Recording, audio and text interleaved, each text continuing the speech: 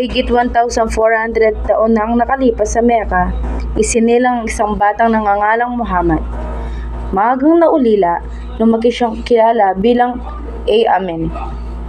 Sa edad na 25, pinakasalan niya si Khadijah, isang mabait at mayamang babae. Sa edad na 40, habang nagmumuni-muni sa yungib ng Hira, nagpakita sa kanya ang anghel Gabriel. Magbasa ka sa pangalan ng iyong Panginoon.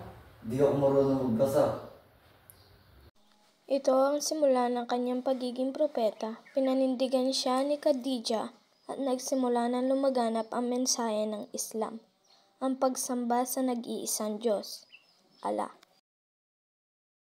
Matyagang itinuro ni Muhammad ang katotohanan, ngunit isinalungat ito ng mga pinuno ng Mecca. Itigil mo yung mensahe o paparasahan ka namin. Ako ay paparating lamang sa katotohanan mula kay Allah.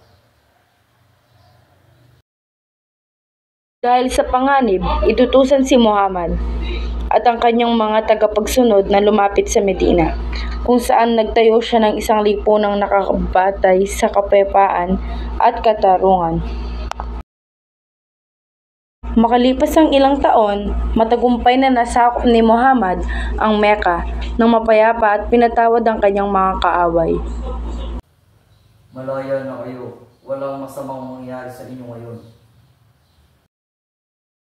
Noong 632 CE, sa kanyang huling sermon, sinabi niya, Lahat ng tao ay pantay-pantay. Walang sino mang nakahihigit sa iba maliban sa kabanalan.